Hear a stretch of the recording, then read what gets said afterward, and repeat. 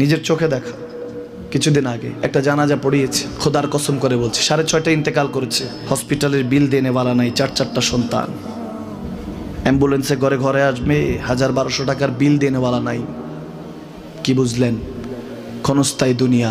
মুমিনের কম থাকলেও আমি বলি, কেউ যদি এসে বলে হুজুর একটু দোয়া করেন, খুব পেরেশানিতে আছি, আমি তার হাত চুমু খেয়ে বলি তোমাকে মোবারকবাদ, আল্লাহ তোমাকে ভালোবাসে।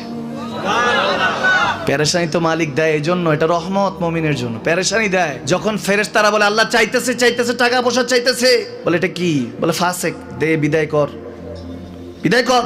তার চাওয়া চেয়ে বিরক্ত লাগে, বিদায় কর, কি লাগে দে। আল্লাহ 10 কোটি দিয়েছে, 100 কোটি দে, বিদায় কর।